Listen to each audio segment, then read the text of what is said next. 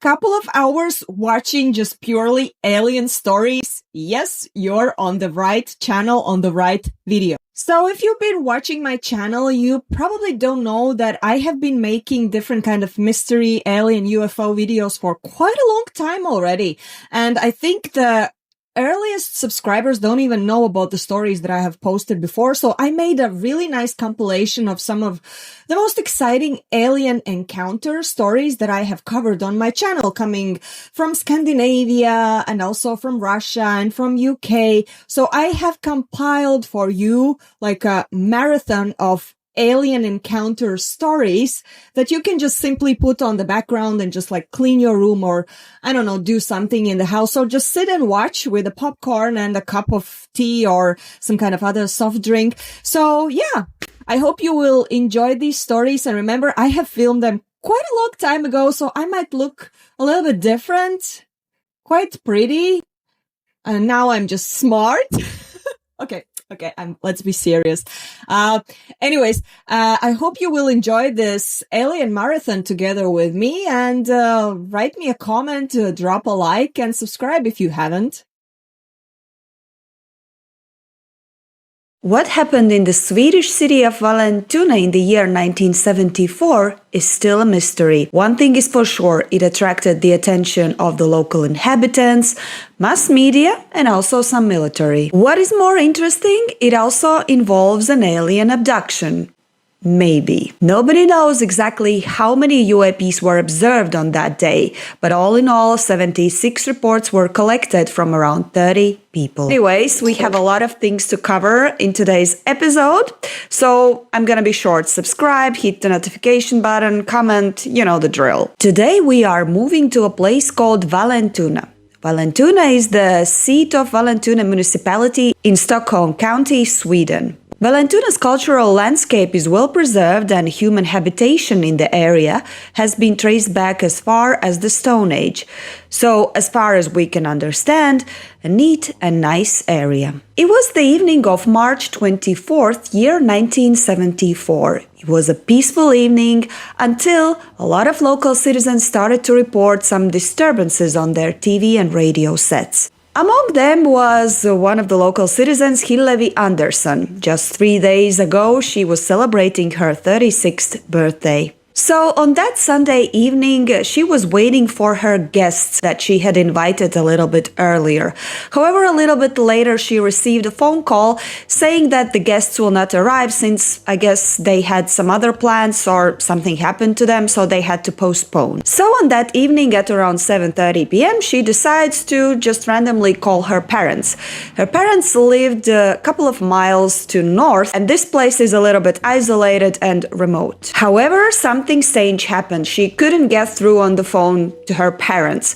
And after a while, she got a little bit worried. Why is this happening? Are they okay? So she decided that probably it's a good idea just to take this ride to their house and check if they are okay. And so Hillevi puts her 3 kids in the car and starts her ride to her parents' house. The ride in total took her around like 15 minutes, but on her way she kind of noticed that there's like a light following the car, and it happens for quite a while until a moment when this light that has like a circular shape reduces the shape until like a size of an orange and then suddenly disappears in the sky. Hillevi didn't pay a lot of attention to this light. I mean, she felt like it is weird, but wasn't like caring about it a lot. Maybe it was like a shooting star, maybe a helicopter or a plane. Those were the options in her mind. Little did she know that actually this was the beginning of one freaky night for her and her family. When she reached the parents' house, she was greeted by her father, who looked quite frustrated because his new purchased TV set didn't work properly, like it had a lot of disturbances. And for your information, during the 70s, like in Sweden, they had like a couple of channels, and Around 8 p.m. when Hillevi arrived in the house, that was the time when usually all the family had their dinner and were gathering around the TV to watch something like news or some TV shows. Now this made Hillevi a little bit suspicious, and she said like, yeah, in addition to this, seems like your phone is also not working because I was trying to reach you like an hour ago and it didn't went through. And also on that moment, she kind of recalled the weird light that she was encountering while she was driving to the parents' house. And she decided, well, I might as well just tell about that to my parents. Soon after she told her father about the light, something strange happened. So they were standing there by the doorstep and suddenly they were disturbed by a bright light across the road. So across the road there was an old quarry, and there they saw a huge light bulb hovering over the treetops. And besides this huge light bulb, there was like a smaller light circle, and it was making like some weird zigzag moves all around. All of the family suddenly gathered, like there was Hillevi's mom, father, and also remember she took with her the 3 daughters.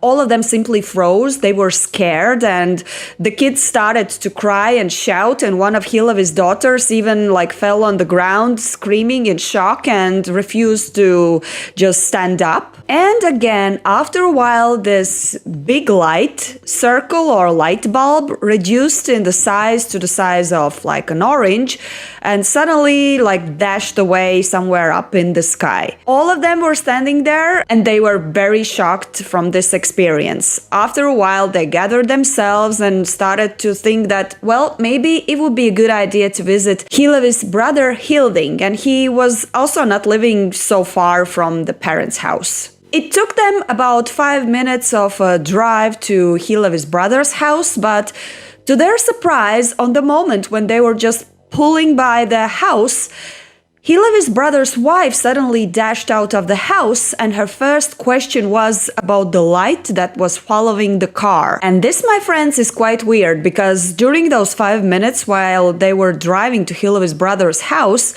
she didn't spot any like lights following her like it was before when she was driving to the parents' house. So this makes it like kind of creepy. But the thing about Hillevi is that she's a very curious cat, I assume like you and I, right? She was eager to go back and see this light again. Maybe it will appear anywhere on the road where they were driving before.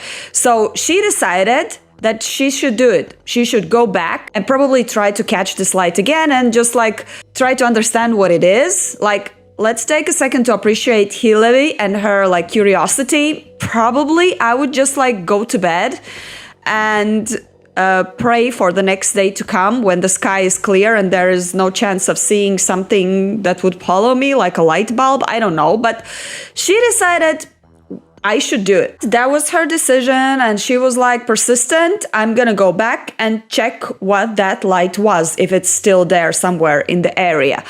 The only thing that I didn't really like about her decision is that she, of course, took her car, and she also took her 3 children with her. Like, probably I would have left them in the brother's house. Like, I wouldn't take the risk, because you still don't know what this light is. I guess curiosity runs in their blood, since brother Hilding also decided to join his sister. So he took his own car and was like escorting his sister behind her, like driving behind her.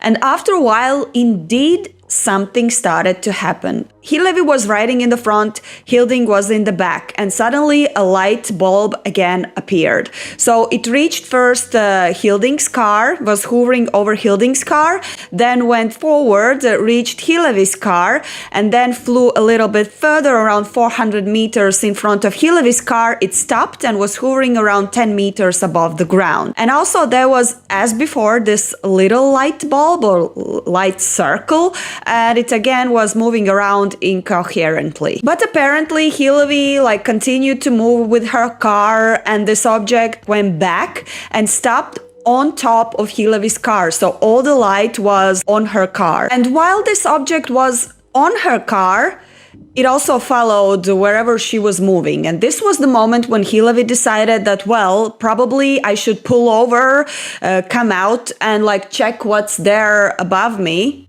I mean, Can we appreciate again her curiosity? I would be my pants in that moment. But again, remember, in the car, there are also her kids, so I'm a little bit judgy about that one. Hillary pulled over and she stepped out of the car, and all of the three daughters suddenly kind of decided to follow her. And she said, just go back, don't follow me, sit in the car. So these light bulbs, the largest and the smallest one, suddenly started to move around and went a little bit further and started to hover over a barn that was not so far from the place where Hillary pulled over.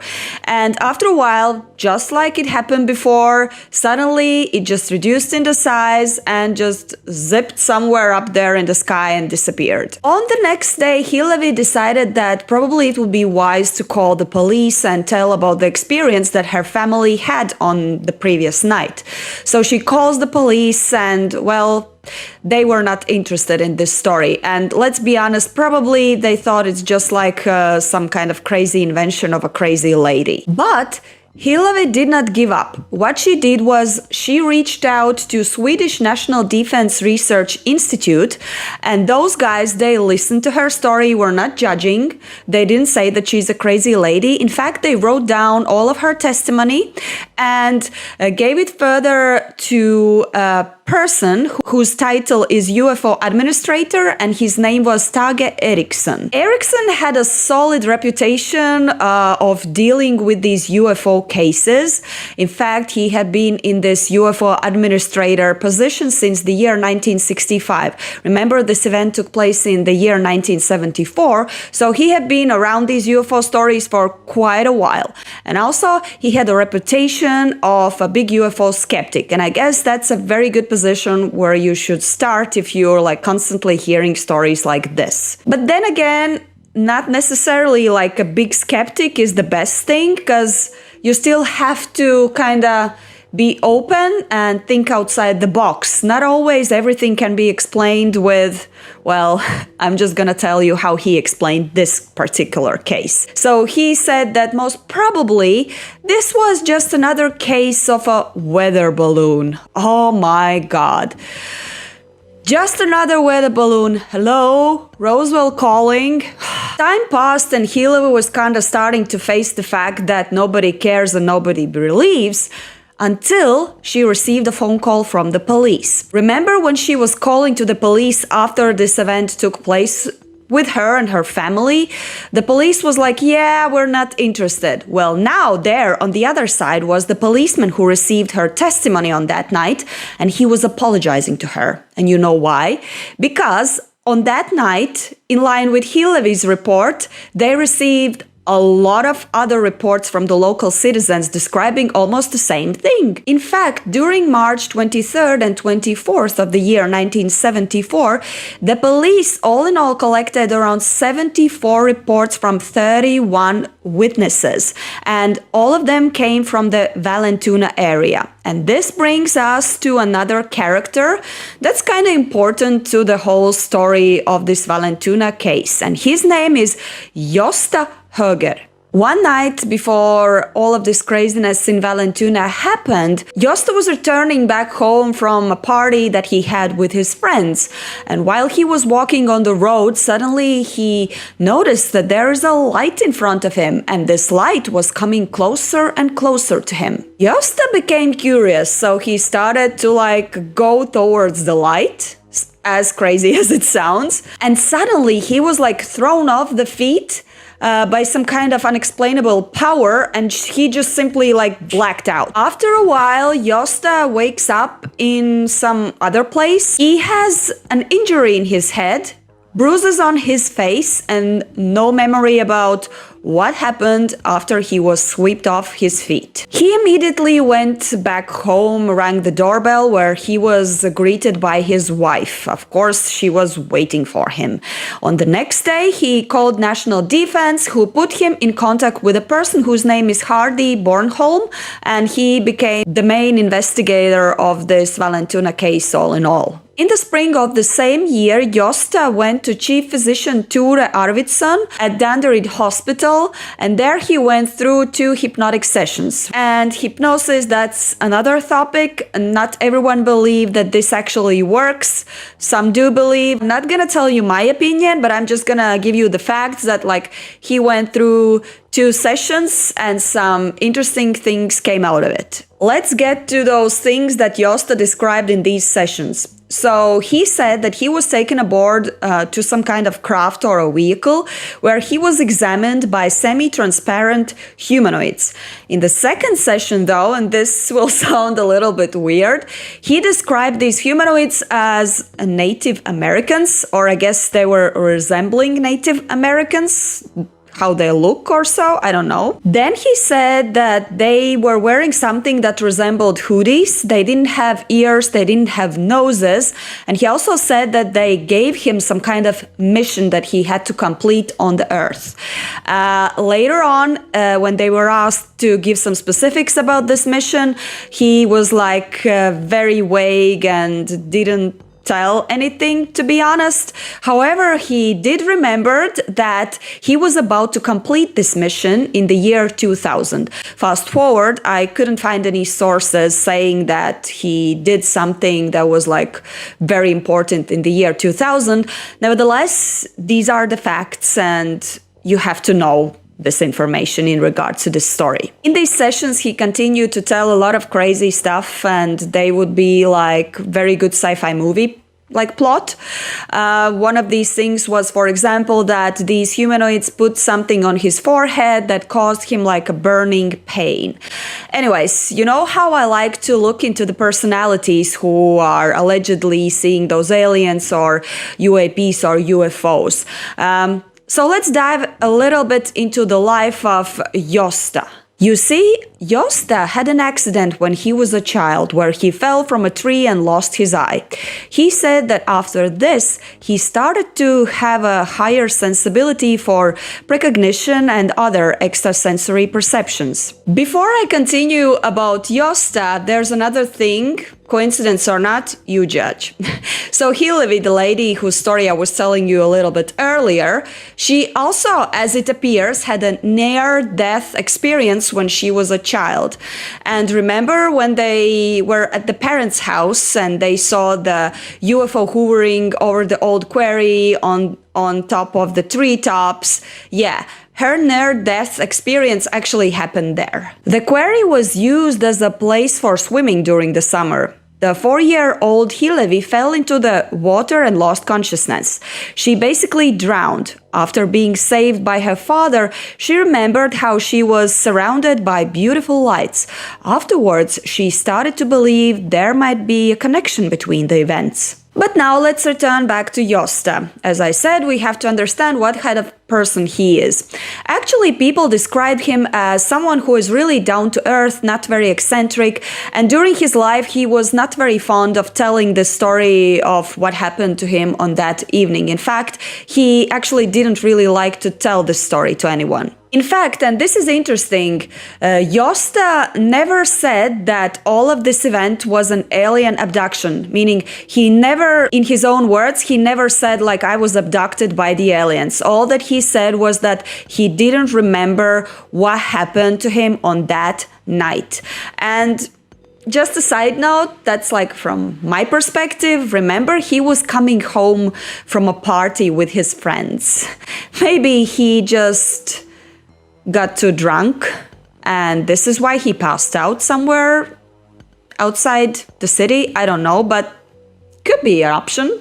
But then again, in the police reports, there were many people saying that they also saw this light in the area where Josta allegedly saw it. So there was a woman who was passing by with a bicycle in that area.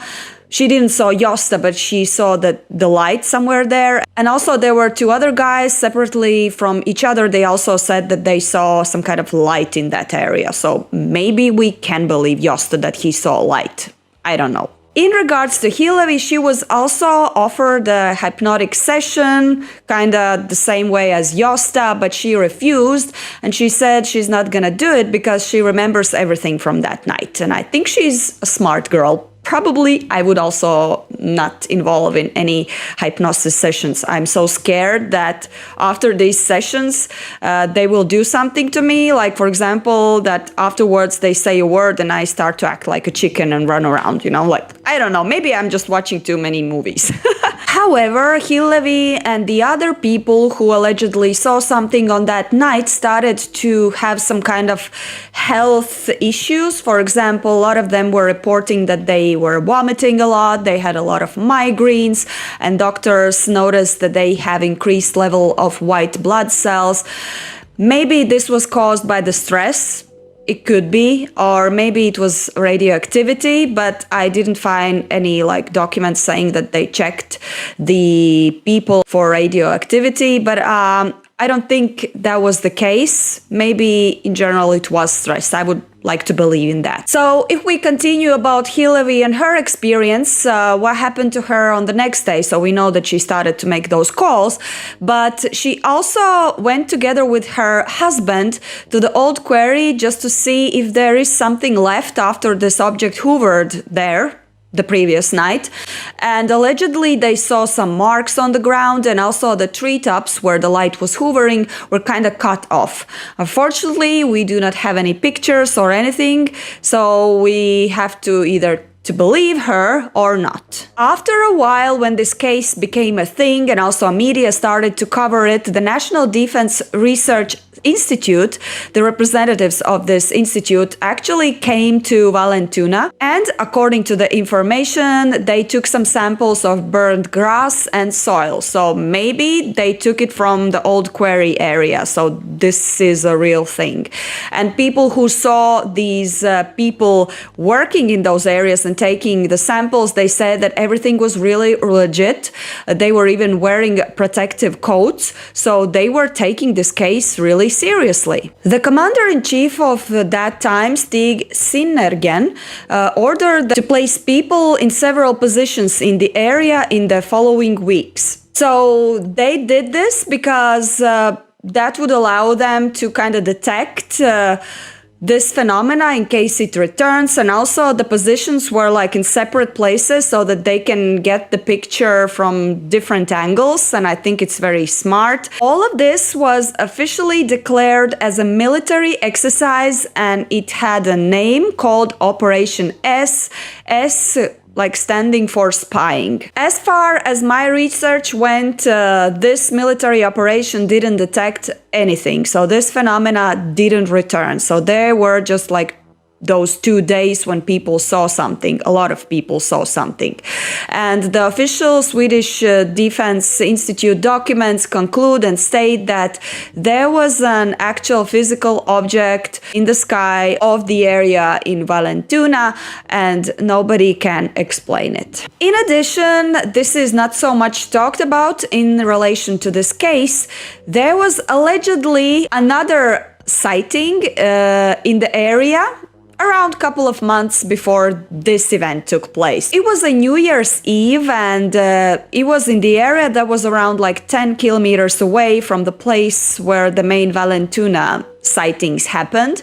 And a company of 4 to 5 people were coming back from their New Year's party, heading towards their home. And then suddenly a cigar-shaped object with a specific line with small windows or something similar appeared.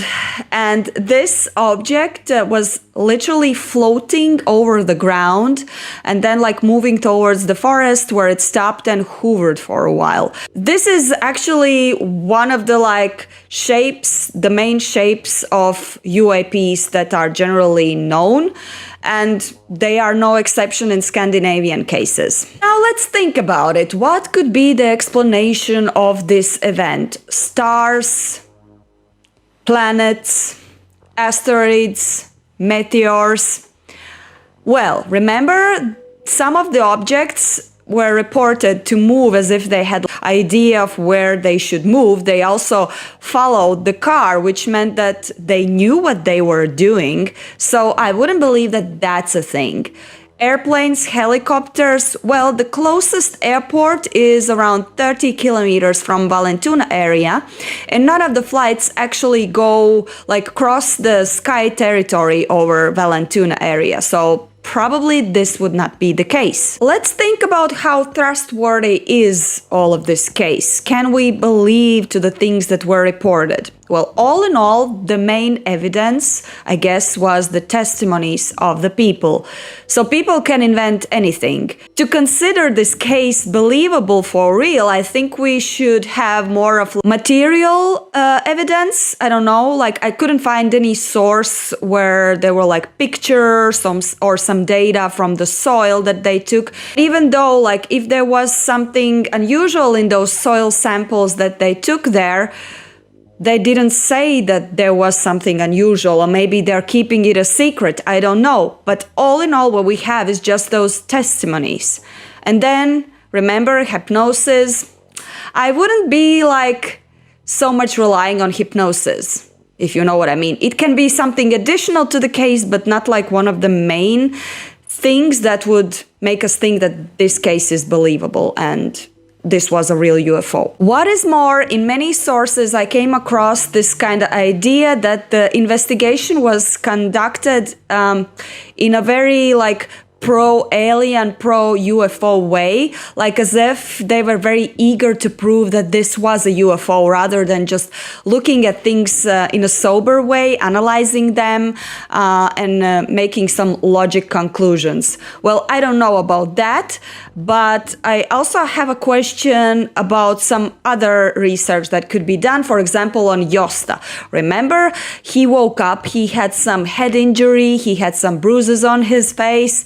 Did they analyze those bruises? Maybe there was like something in the bruises that would prove that probably he was abducted by an alien, or maybe he was, as I said, simply just drunk and fell on a rock and this is how he got the injury. I don't know. And also, kind of funny thing that I don't think plays very well for this case is that there was a man, like I assume they created this like investigative group with people who looked into the evidence and collected the testimonies. One of these guys, his name was Bjorn Svanstrom, and he was the one who was designated to collect the testimonies from people. So he had all of the documents, all of the reports from the people in the area. And after like many, many years, he suddenly decides to destroy all of these reports. And when asked like, why did you decide to do that, he said that, well, it's like privacy thing and confidentiality thing, because when I was collecting the testimonies from the people, I promised them that all of this will stay like confidential and their names will not come up. First of all, testimony does not have a lot of value if you're doing it in an anonymous way. And secondly, I don't really like the idea of destroying all of these reports. It's like either you're hiding something, either you're just trying to get rid of them because they will show that this case is a hoax. Klas Svan, a man whose name I'm mentioning quite often in relation to UFO cases in Sweden, actually went down to meet Hillevi around 40 years after this event took place, and Hillevi still stuck to her story. She didn't change anything. Many of the people who had these encounters are already deceased, and those who are still alive are still very confused and still questioning what was that thing that they saw up there in the sky on that evening. And here it is, my friends. This is the case of Vallentuna. Let's be honest, this is a very curious case. It involved also military, the defense department. They did some tests. They stayed there for like a week to just like see if this thing returns back, but they didn't get anything. Or there's also this option, they did see something, but they're not sharing it, you know? You never know, because the other evidence, as I said, it's like 50-50. So all in all, it's up to you. Believe it or not. Can it be explained or not? What was it? It's so confusing, I know. But anyways, a favor from you is Just write down in comments what are you thinking about this case. January 7th, 1970. It was a place called Injärvi in Finland. Two skiing men have a close encounter that will change their lives forever. Was that an UFO? Can we even believe that story? I think we should discuss this. It was Wednesday, January the 7th, 1970. This happened in a small village of Injärvi, which was around 16 kilometers northeast of the city of Heinola in southern Finland. The main characters of today's story are 26-year-old forest worker Arno Heinonen, and the second was 38-year-old farmer Esko Viljo. Both of the men were very athletic, and I think that's a common trait for almost all the Scandinavians. Most of them are very into sports and being active, especially outdoors. So both of these guys were out there in the woods doing their usual skiing routine. And that was the area that was very, very well known by both of them. It was already twilight, the weather was calm, there was no wind, and there were some clouds in the sky. Both men did the usual slope that would lead them to a piece of land that was like clear from wood or bushes. Usually they would take their little break after skiing in that place. So they stopped there and everything seemed calm until a humming sound disturbed their peace. When they looked up, because the sound was coming from above, they saw something like a flash, and they described it as a luminous cloud that was moving from north slowly towards the ground. The noise got louder, and at a certain level this thing stopped, and then the men could see that this cloud, as they described, was actually rotating. They said that the color of it was strange, like a reddish gray, and it also was pulsating with a strange light. Now, people have different reactions towards stress and shock. Some get panicky, some simply froze. Like, I think I would be the panicky type because I would scream and I don't know, like that, the things would get messy over there. Although I would be curious also, so I don't know. So these guys, these are the ones that actually freeze from the shock. So they just stand there and continue watching what's happening. Now they concentrate more, and what they see is that in that cloud, there is actually a round, metallic and shiny object around 3 meters of diameter. And they are actually looking to it from down there on the ground, and they're seeing the bottom of it. According to Arno and Esko, just reminding their names because I'm gonna mention them a lot during the video. So they said that they noticed that on the bottom there was also like a tube, was like coming from the middle of this button. For a while this object was hovering over the men, and then it suddenly started to move towards them. The buzzing sound increased, and the mist that was surrounding it was slowly dissolving. It stopped around 3 meters above this man. The hissing and buzzing stopped, and everything went silent, and also this thing stopped over them. So at one point, remember the tube that I described that was on the bottom of this vehicle? Yeah, it shed out a light on the land and made a circle in the snow.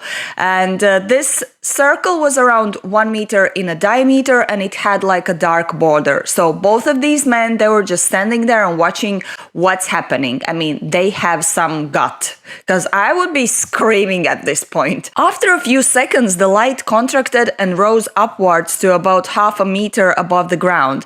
When the light went out, they saw a disc about 6 inches in diameter. The disc first stood still, then it made a little move while a ticking sound was heard. Then it quickly disappeared into the tube of the craft. Then one of the men, whose name was Arno, said that suddenly he felt like some kind of power pulling him back.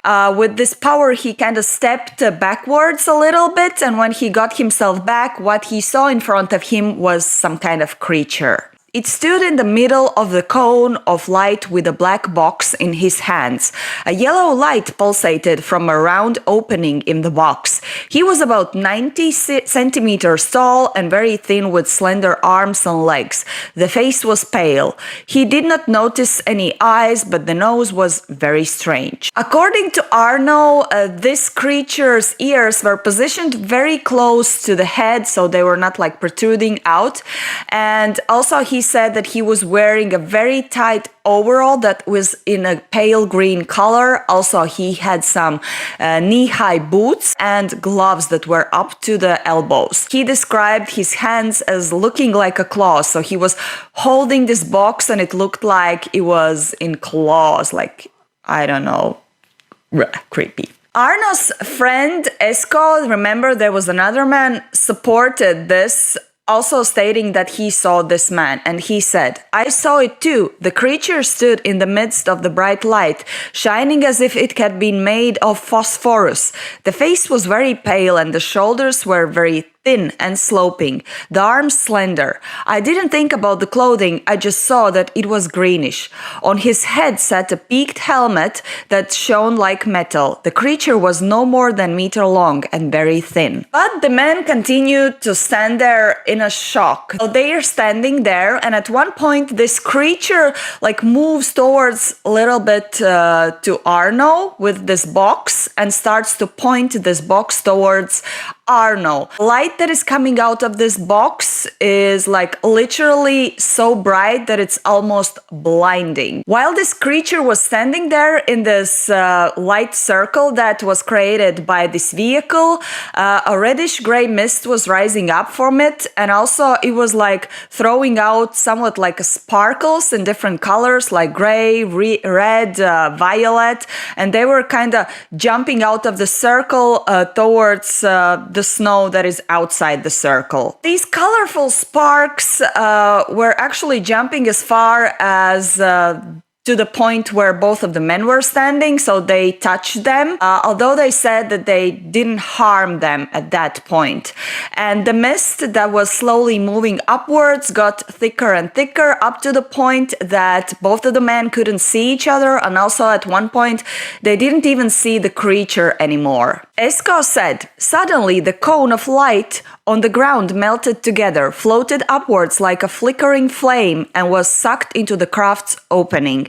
Then it was as if the curtain of fog was torn apart, and above us the air was empty." Arno recalls that after this craft and this creature disappeared, just like that in the mist above them, they were standing there on the spot for like a couple of minutes in silence because they were in shock. But when they got themselves back together, they started to feel a little bit weird, especially Arno, because he noticed that his right side of the body suddenly has gotten numb. Arno tried to move his feet. Remember, they were also on skis, but once he tried to do that, he just simply collapsed because his right leg was not working anymore. And he at that moment remembered that his right side was the side that was closest to the ring and to the sparkles that were like jumping out, and also that thing pointed this box towards him with the bright light. Of course, Arno didn't give up. He tried again and again to move his right leg, but without any results.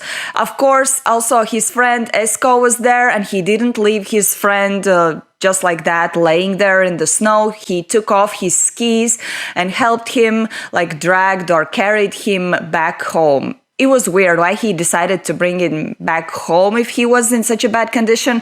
But anyways, that's what they did. It took them for about 2 hours to walk a 2-kilometer distance to Arno's cabin. When they got there, Arno started to complain that he also has some severe back pain and also pain in his joints. And also he got some serious headaches. And after a while, he also started to vomit. In fact, sources say that this vomiting continued for months after this encounter. And what is also interesting that for the first time when he went to the bathroom after this encounter, he also allegedly had black urine, and also this continued for like a week after this encounter. And also Arno complained that he had some difficulties with breathing. At around 8 p.m., when Arno understood that things are really serious, he called his neighbor and asked to help him to take him to the closest hospital in the Heinola city. There, he was examined by a doctor, Pauli Kajanoja, and the man told about all of his symptoms. He was vomiting, that he had pain in the back and everything. So the doctor took his blood pressure and it was very much below the normal, which according to the doctor indicated that he was in a severe shock. Now, this is a little bit weird, but I'm not judging, I'm not a doctor. What the doctor decides is, the doctor prescribes him sleeping pills. I think the doctor's opinion was that maybe he was in some severe stress or shock situation and he just needs to have a good rest and have a good sleep. So Arno ends up going home with sleeping pills. When Arno wakes up, of course, all of the symptoms are still there. So he goes back to the doctor and says, I still have all of the stuff that I had yesterday. But what the doctors tell him is that please don't worry, all of the symptoms are going away in around like 10 days, so just take it easy, don't stress. At that point, he was prescribed sedatives, so he went back home, but still the joints ached, the headache didn't stop, he was still vomiting. Also, he said that he felt like he was freezing, although he didn't have any fever, and also he had some balance difficulties. On January the 17th, he again visited the doctors and said that nothing has stopped, it still continues, and the doctor prescribed him some kind of medicine for the blood circulation since his leg was going numb, I guess, and he was feeling like he was freezing. All of this continued still, regardless the medicine, and he wasn't even able to work.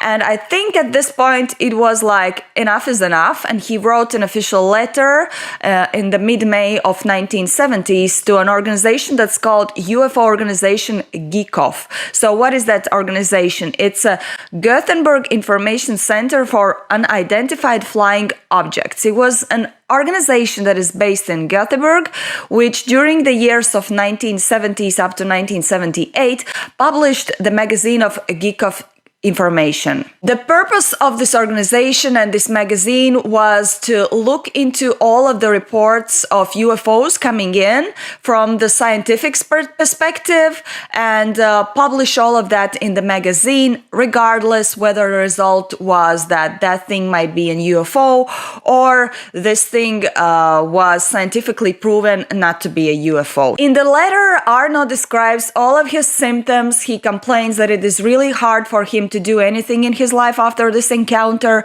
and he also said that I've applied for sickness benefits but I don't get any. I think they should pay because I don't know why I got sick. I have been to the place where the phenomenon occurred. After this I became even sicker. In addition to that, Arno also noticed that he had some memory loss moments, like he completely blacked out and didn't remember parts of his life. This is a case of a man who was like physically and mentally strong, who was doing a lot of exercise and didn't have any problems in his life, and after this encounter he was so weak, he was all in pain, he didn't even want to eat, and his health was like severely deteriorating. Now, how about the other guy? Remember, there was also Escovillo with him. So the first hour after this encounter he felt okay, but after that some things also started to happen with him.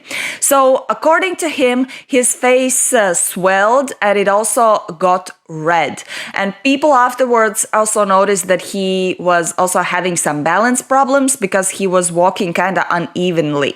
So this is also kind of similar to Arno because he also had some balance problems. The same doctor who treated Arno treated also Escovillo when he finally came to the doctor with his symptoms. And guess what? He was also prescribed sleeping pills. I don't know what to say about that. What's with those sleeping pills? Anyways, Esko goes home, he takes the sleeping pills, he sleeps, wakes up, nothing has changed, and in addition, not only he has like effed up balance and his face is red, now all of the upper body is red. So he goes back to the doctor and says, nothing has changed, please help me. And at this point, the doctor starts to claim and assume that both of these guys might have suffered an electrical explosion. What the fuck, in the middle of woods? Is it possible? Is she referring to some kind of, again, ball lightning or something? I don't know, but that's what the doctor starts to assume. A little bit later, Esko goes to an eye doctor because he felt like his eyes were super sensitive to a bright light. So the doctor checks the eyes, gives him some eye drops. He starts to use them, but these eye drops didn't really help. His eyes, actually his eyelids were like really swollen, even to that extent it was damaged. And after a while, he again goes back to the doctor, and doctor prescribes some medicine for blood circulation. We're again back to the same treatment as Arno received. So again, blood circulation, and they take some blood tests, and the blood tests show that everything is normal. Esko also wrote to this Geekov organization with describing how he felt in that encounter situation and what happened with him afterwards. There he mentions that he actually has some nerve and blood circulation problems in his left leg, and whenever he goes to sauna, before you say why the heck he's going to sauna, it's Finland. Finns love sauna. It's like part of their lives. So whenever he went to sauna, his skin became super red and he had this really painful tangling feeling on the skin. The doctor came forward with its own like statement where it said, I think they had received a real shock. Viljo's face was very red and seemed a little swollen. Both seemed absent at the same time. They talked eagerly, a little incoherently. In the case of a strong shock, the blood pressure dropped significantly, which it did in this case. I couldn't find anything clinically wrong with Heinonen, but it may have been due to his stomach reacting when he was startled. The symptoms he described were very similar to those you get from a radioactive radiation. Unfortunately, I didn't have a radiation meter handy. However, the damage from radioactive radiation can rarely be detected after a few hours. The colored urine seems unexplained. It could possibly be the blood in the urine. It was impossible to make a definite diagnosis, and therefore I could not prescribe any special medicine. What is more, some people also started to report that they had seen something weird on the same night when both of the men had their encounter. So, farmer's wife Enna Siitari, in a village about 15 kilometers away from the Injärvi where this encounter took place, said that she saw some strange light beyond Injärvi from her barn. In Paso village, which is around a mile away from the place where this thing happened, a boy went out to get some firewood for this house, and he also reported seeing some kind of light phenomena in the sky. And as it appears, also something strange happened a year before this encounter took place. It was year 1969, and a 16-year-old Matti Kontulainen from Injärvi saw something strange. I guess it was a light or something a little bit close or nearby the area where both of these men had their encounter. I came skiing through the forest after visiting a friend. It was quite dark, but suddenly the forest was lit up by a very bright light that moved close above the treetops, so low that I threw myself into the snow. It was like a giant welding flame, and it was gone in a few moments. I have never before or since seen such a bright light. It was like looking into the sun. It came from the south and went to the north. I didn't hear a slightest sound, so I'm sure it wasn't an airplane. Farmer Matti Haapaniemi, who was Arno Heinonen's closest neighbor, and also he was a member of the city council of Heinola, said that he believes both of the guys because he had known them since they were boys, and he thinks that they are speaking the truth, they're not lying, and people, of course, laughed at them for coming out and saying like, yeah, we saw an UFO, but he said that he believes them, and so does the other people should believe them. Now, what we can take out of this, is this really something extraterrestrial? Well, first I have to point out that many descriptions of extraterrestrial encounters sound quite similar to that one that was described by Arno and Esko. So for example, let's just take the oldie, the already mentioned Mr. Carlson's Pollenskungens encounter in Sweden in the 40s. Like, he also said that these creatures were wearing similar clothes, like very tight overalls, just the color was different. He also mentioned some kind of box. Carlson said that it looked like some kind of camera. These guys described it as a box that had a light inside, so there's also that. The only difference is that Carlson's creatures looked like humans, but these Finnish guys described them as being like 1 meter high with some abnormal facial features and also with claws, and they look completely different than humans. Can we find something like scientific that would kind of discard this ET option? Well, there was a professor of electrophysics at the University of Helsingfors, and he looked into this case and he concluded that it is not excluded that Heinonen's and Viljo's injuries were caused by electrical radiation. Both say the light was blinding and white, and then it could not have been ultraviolet radiation, which is always bluish. It also does not penetrate clothes. If the radiation really did pass through Heinonen's clothes, it must have been even more shortwave radiation, such as X-rays. Now, that's the explanation of a person who understands things about electrophysics. He also doesn't have like a normal explanation for that. The newspapers also started to push forward the option of the fact being an electrical discharge in the atmosphere. So the GICAF, the organization that was trying to figure out what was that, they wrote to Uppsala University, to an institute for high voltage research, and received the following reply. As far as we can judge, the phenomenon has no connection to thunder or air electricity of any known kind. At Chalmers University of Technology, the Department of Nuclear Chemistry, they analyzed soil samples from that area to determine if there is like any radioactivity present in the soil, and the results came back as there's none. There's no radioactivity in the soil. The thing is that so many years have passed since 1970, and we still don't know what actually happened on that place with both of these men. And what is more, both Arno and Esko are not even alive anymore. I tried to find out how both of these men died, but I couldn't find any sources. So I guess their death, if they were in such a pain and having all of these symptoms, was not very peaceful one, I suppose, but I don't know any like detailed information about that. I just know that they're not alive anymore. So what was during the research when the GICAF was involved into this research? So they exchanged a lot of letters with Arno and Esko, and all of these letters they received in Finnish. They were translated into Swedish because this organization is a Swedish organization. And also some journalists went down to Finland, to Imjärvi, to that place to investigate the spot, and they went there together with Arno and Esko, and they photographed the place. They also took some interviews, and what they remember from that is that there was some kind of weird energy, and whenever Esko and Arno went there, they both started to have like severe headaches, especially Arno, and he even had to go away because he couldn't bear the headache over there. And all of the materials, both the letters and also the photographs, are at the disposal of the GICAF organization archive now. Of course, let's look at this more critically. Can we believe to the story that both of these men told? In terms of credibility, I mean, there is a high possibility that this could have happened, although, of course, this wouldn't be me if I didn't look from it from the other side.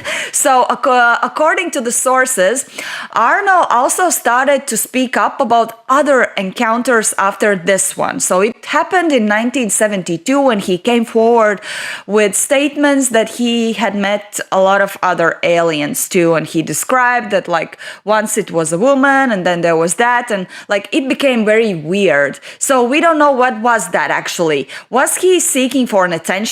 If that was the case, then maybe also the first encounter was just a story to have an attention, or maybe he was just a little bit going already crazy, like mentally ill, from the fact that he was in such a pain, and also from the fact that nobody really believed him. Then, of course, people speculated that they just wanted to come out with the story, become famous and rich. In their opinion, both of these men sat down by the table, decided, well, let's just make up the story, become famous and get rich. I don't know actually, because this wasn't the case. They didn't become famous and they didn't become rich. They didn't have any financial benefit from all of this thing.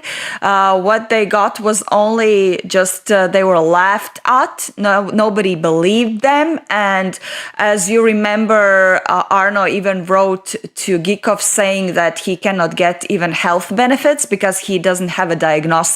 Also, I read some sources that actually the statements that both of these men gave after this first encounter started to differ a little bit when they started to give interviews afterwards. That was later after this encounter. So, for example, Arno allegedly said that he saw this creature having a box, but Esko didn't mention that box in his first statement. He adds that only a little bit later. So then there was also this thing that in the first statement, one of the men said that this creature looked like very tiny, slim, narrow shoulders, but the other said that it was like a broad-shouldered, quite a large creature. And only later they both kind of started to push forward this theory of a narrow-shouldered, tiny, skinny creature. And if we're really critical about that, apart from the fact that the guys told to everyone and the fact that their health was damaged, there was no other real proof.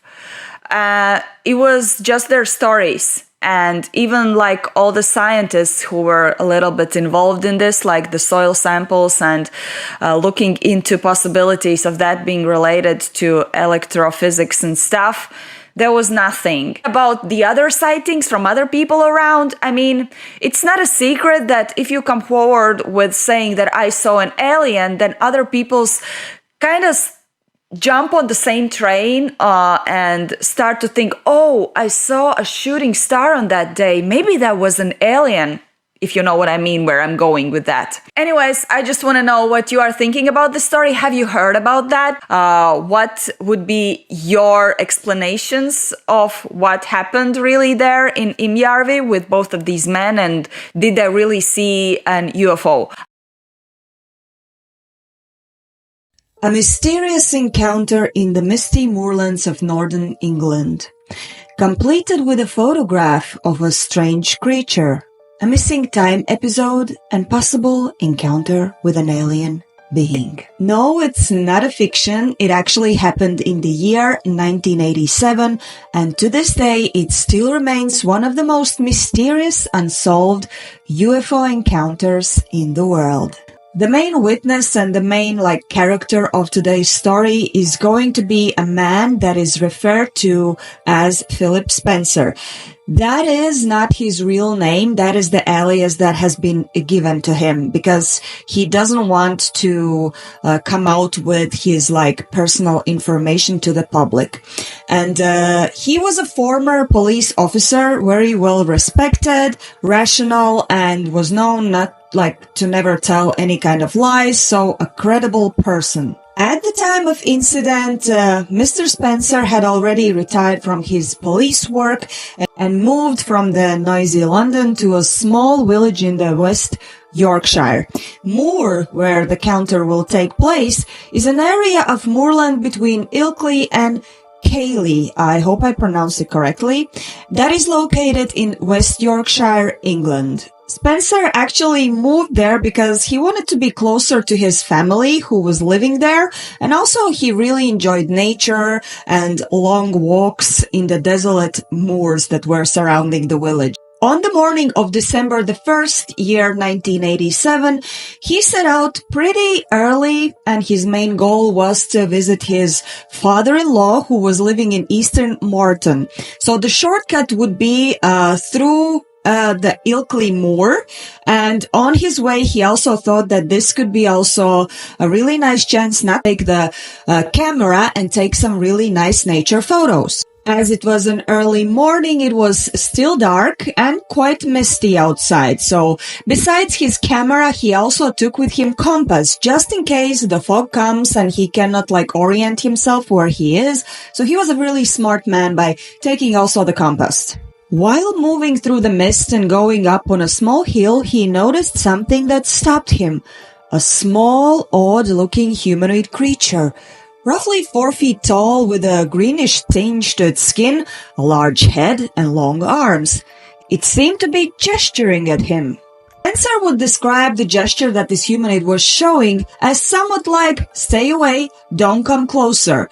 But instead of staying away, he actually took his camera and snapped a photo of that creature. And after that, this creature started to run away. Led by an enormous curiosity, probably this was coming because he's like a policeman and he is naturally curious and wants to investigate, he started to run after this creature. But this creature was so fast, and at one point he lost that creature in the fog. After that, something even stranger happened.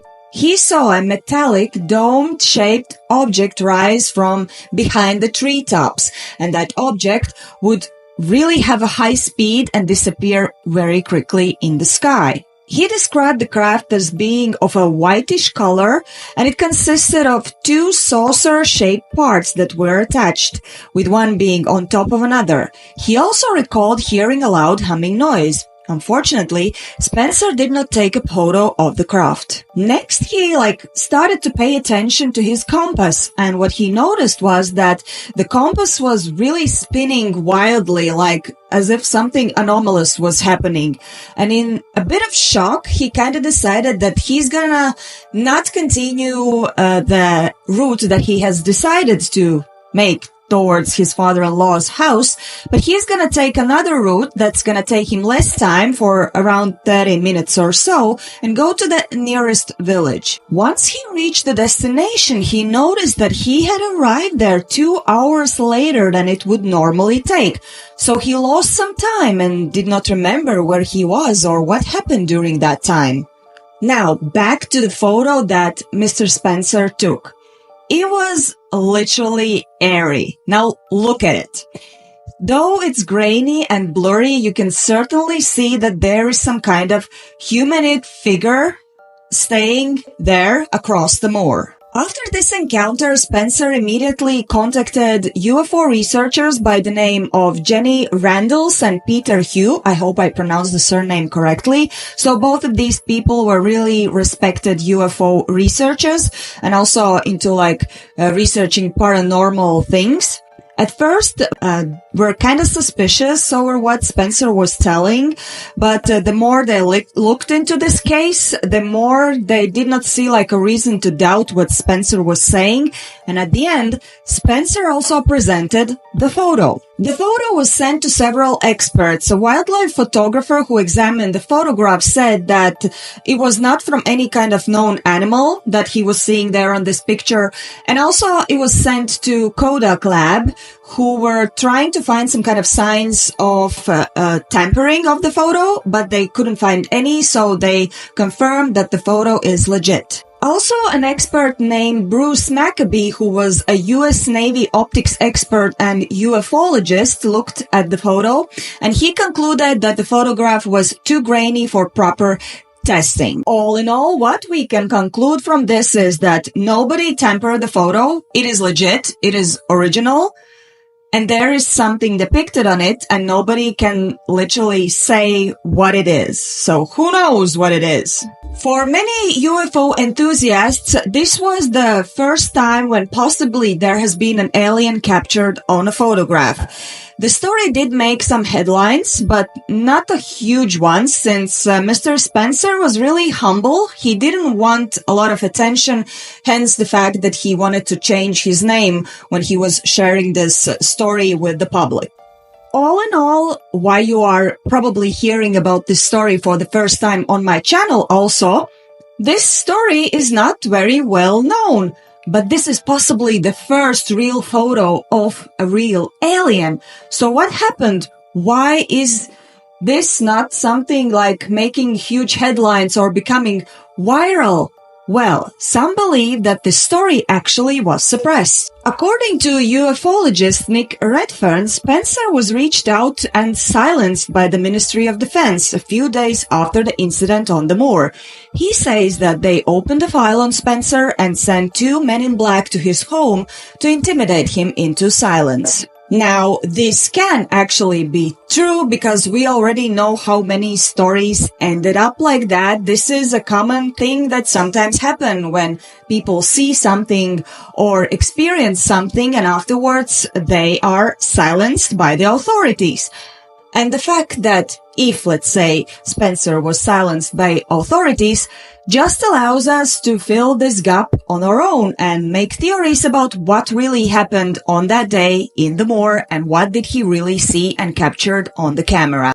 And indeed, Spencer became very silent. He didn't give any interviews afterwards, so there were a couple at the beginning, but afterwards, like abruptly, everything ended.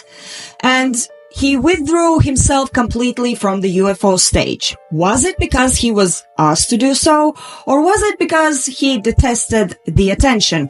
Remember, he did move from London to a small village to be with his family and maybe in silence, but would this be the wisest way how to go about the situation, considering what you saw? Even though he didn't give a lot of interviews afterwards, what is known though from the sources is that a little bit after this encounter, Spencer started to have some weird dreams.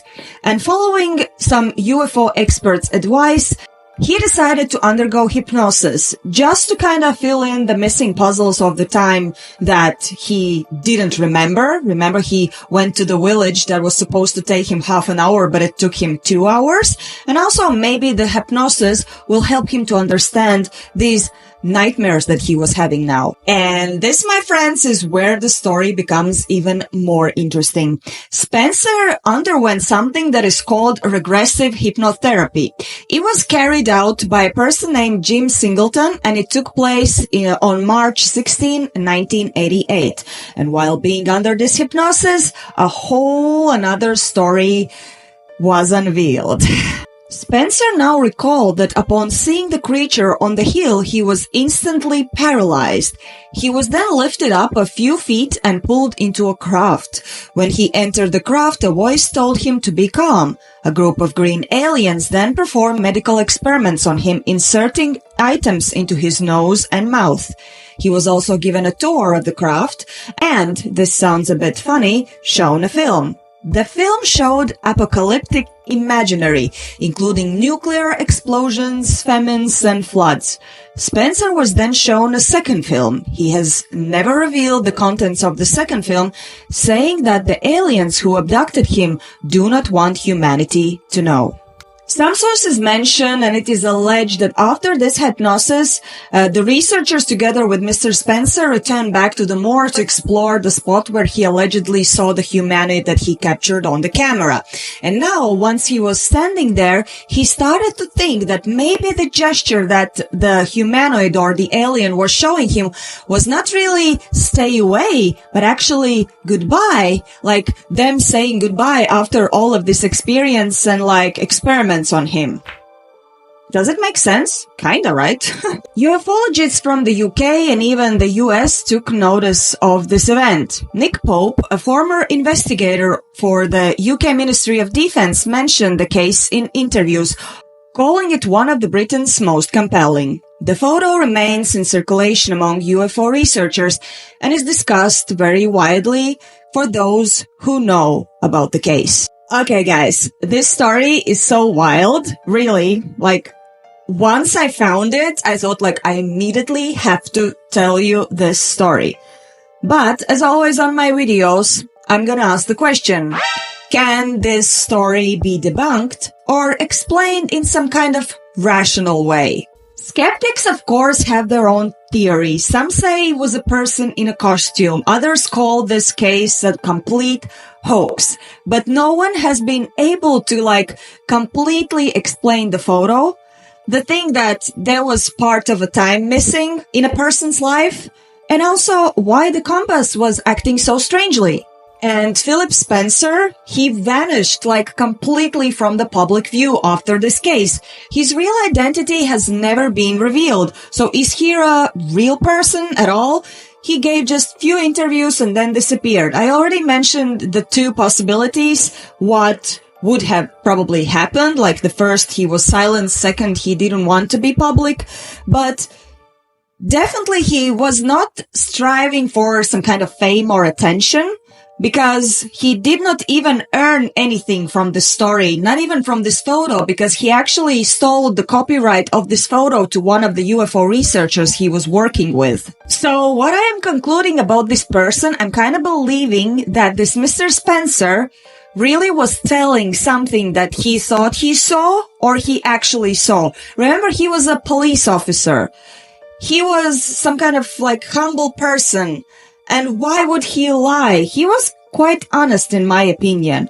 So he was just telling the story, like telling also to others, and trying to understand what really happened in that morning. Now, from my perspective, he experienced some there, okay? But I'm not sure if it really was something alien, and I'm not really relying on this hypnosis that he underwent. That part, that is kind of shady for me, but the initial story, there was something. So let's try to have some options of what he might have seen. It is worth mentioning that Ilkley Moor is already known for paranormal activity. Legends speak of strange lights, mysterious disappearances, and even phantom figures seen in the fog. Could it be a hotspot, a portal, a thin place between worlds? You know, like in the TV show Outlander. And to create this kind of understanding of this place and the mystery surrounding it for you, I'm just gonna mention some legends, okay? So there is a small stone circle there called the 12 Apostle Stone Circle. It is really shrouded in mystery. Some believe it was like an ancient site of rituals. Others believe that it has some kind of supernatural powers. And this is why you can see some paranormal or mystery beings occurring there. There, historians have found also rocks with weird carvings on them. For example, swastika stone. All of the carvings are believed to be dating back to Neolithic or Bronze Age. Also, there are legends from the beginning of the 19th century. For example, in the 1815, there were reports of fast-moving little folk in green attire near a well of Ilkley Moor. These fairies were said to inhabit the village bath and would flee when discovered. So, the legend of the little green fairies or little beings was already there long time ago before this actually happened. So, could this be the case of Mr. Spencer seeing a little green fairy? Or maybe the people, the ancient people, took the aliens to be fairies?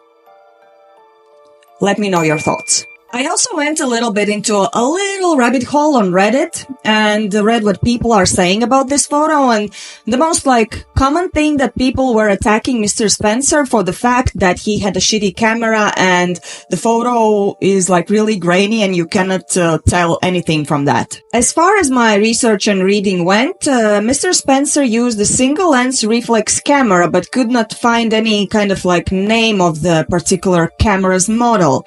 It allegedly was loaded with a high-quality film. Also, needless to say, the foggy conditions made things worse and the humidity wasn't very close. He was quite a distance away, so the graininess can be understood in the picture.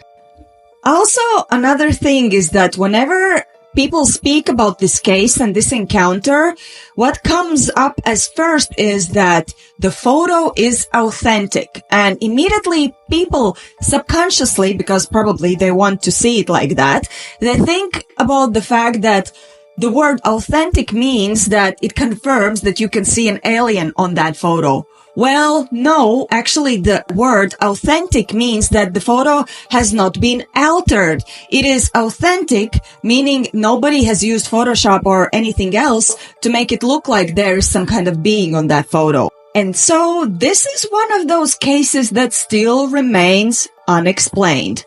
A real photo, it has been confirmed, and also a credible witness. There is no reason not to believe him. But come to think of it, the real identity of Spencer has never been revealed. And I can imagine also a plot. I'm just thinking logically. I'm always like that. A plot where this story was actually invented as a marketing stunt to probably attract more people to the area because, you know, the Ilkley Moor is already an interesting spot. For example, just reading about the legends and like stone circles and the carvings on the stones, I would like to visit that place. And this would probably used as a nice marketing stunt serve to a certain benefit to attract even more tourists. But this is just like my logic thinking. I don't know, but because I really want to believe that he saw someone there. Anyways, what you have to know is that this story has never been seriously debunked. The story just exists, and to my surprise, not so many people actually know about it, although this is too interesting to not tell, because like possibly the first photo of alien.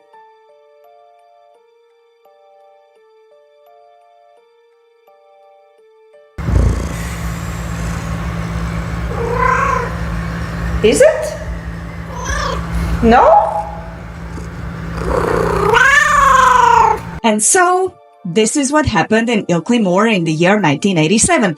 Let me know your thoughts about this story. First of all, tell me if you have heard about that. I would also be very happy to hear from some kind of person who actually lives there. I don't know if this video is gonna reach some person living there. Do you believe it was an alien or was it something else, or you have some other explanations? Let's discuss this in comments. I'm really curious to know your opinion. Year 1977, a jelly-like fish object disturbs the life of one of the Soviet cities called Petrozavodsk, and not only. This phenomena is allegedly one of the largest mass sightings in the USSR, and it was also seen in Denmark and Finland. Welcome to the story of Petrozavodsk incident. And believe me, you really want to hear this. This is really a bomb. Anyways, just wanted to let you know that I chose today's case, firstly, because I haven't heard that before. Like, it was new to me. And secondly, this is an unsolved mystery. Up to nowadays, we have some ideas, some assumptions what actually happened there, but there is not like a straight answer, straight solution to this Petrozavodsk phenomena. A sighting that was later called Petrozavodskaya Diva, in translation, the wonder of Petrozavodsk, also Petrozavodsk incident, that's how I'm going to refer to it throughout the video, took place on September 20th, 1977, in a city called Petrozavodsk, as you might already understand. Petrozavodsk is the capital city of the Republic of Karelia, and if you look at it on the map, then you can see that it's also close to Finland. At that time, Petrozavodsk was the capital and the major industrial hub of the Karelian Autonomous Soviet Socialist Republic, with a population of 203,000 in the year 1974. So, what happened there? It all started during the night. The first sightings were noticed in the territory of the Republic of Karelia. At 1 a.m. in Medvezhegorsk, at 2:30 a.m. over a place called Lohi, and 3 a.m. over Kovdor, and even as far as Lithuanian city of Palanga. Around 3 up to 3:25 a.m., a luminous flying object was detected by the marine train port employees of Leningrad. Now we know this place as St. Petersburg. Later at 3:30 a.m., a flying luminous object was also spotted by a Soviet fishing vessel crew on the ship called Primorsk that was departing from Primorsk harbor. Some say that it was not one object, but actually it was a composition of several objects. Some even said that it was around 40 objects altogether. So this thing appeared in the east, and then it was moving towards Primorsk, as I said before, where it was first spotted at around 3:30 a.m. Then, abruptly, this thing changed its direction and started to move towards north.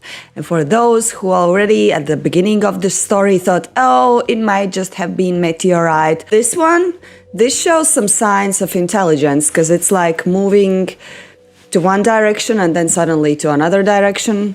So there's that. The director of Petrozavodsk Observatory said, I quote, "Employees of the Karelian weather station have never seen similar phenomena in nature before. What caused it still remains a mystery to us, because no deviations in the atmosphere were detected from our weather posts. We are also informed that no technical experiments that would cause this were taking place in our area. I don't believe this means we can say that this was simply a mirage, simply because there were many witnesses of it." Needless to say that the testimonies of the witnesses actually were quite identical. The things that they were explaining, they kind of matched. However, no physical evidence was left after this phenomena ended, and this is the tricky part of it. And we will get to that by the end of the video, so stick around. At this moment, I really wanted to share some of the testimonies of the eyewitnesses. Now, as I mentioned before, the phenomena was already observed in some other cities outside Petrozavodsk. In Petrozavodsk itself, this thing started at around 4 a.m. and ended at 4:50 a.m.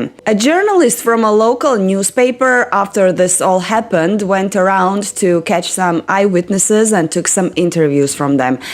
And one of those was also a person who worked on ER car as a driver, and the other one was a doctor, and they had quite an interesting descriptions of what they saw.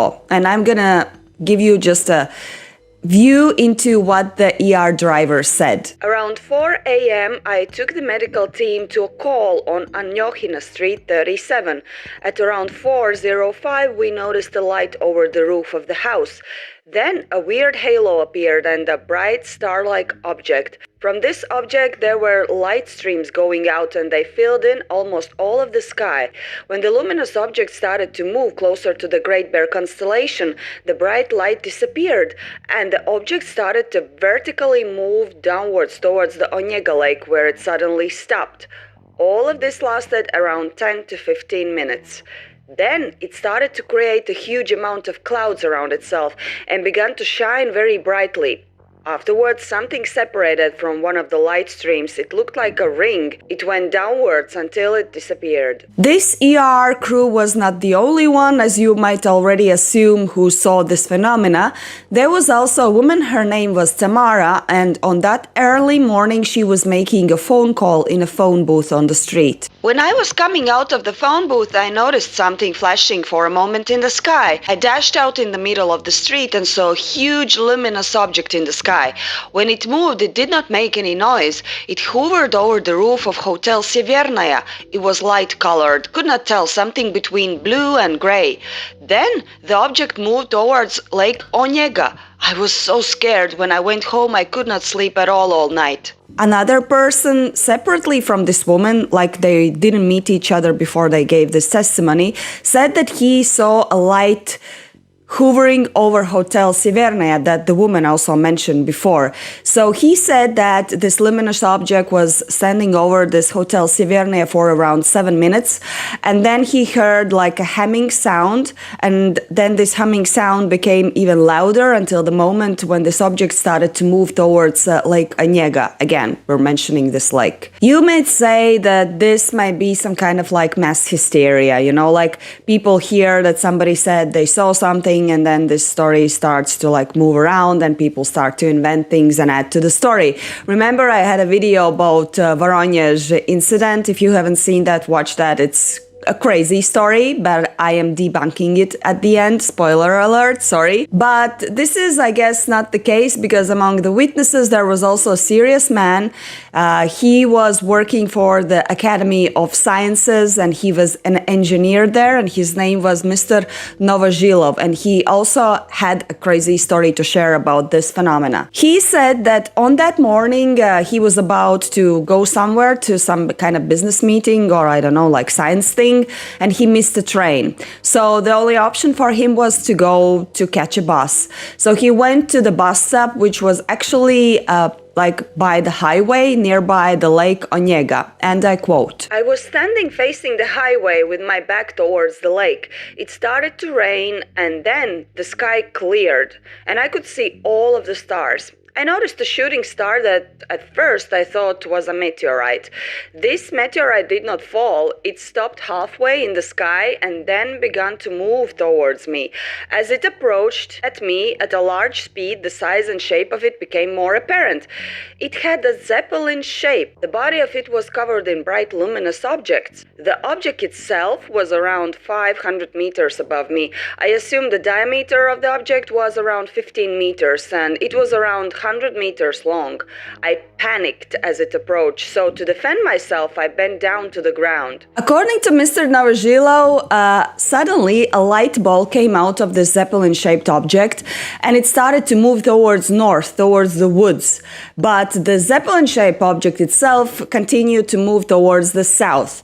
So this light bulb, when it reached a point where there was like a wood under it, it started to move downwards and then it disappeared into the woods, creating a big splash of light. However, there was no sound. So if you think again that it's a meteorite, think again, because usually when a meteorite falls, there is usually some kind of, I guess, noise or something is left behind, like a crater or something. This, what Mr. Novogilo described with the light splash and the silent thing when this object fell down, it sounds more like a landing for me. Mr. Novogilov here, he had a camera with him, yes, and he tried to photograph what he was seeing there.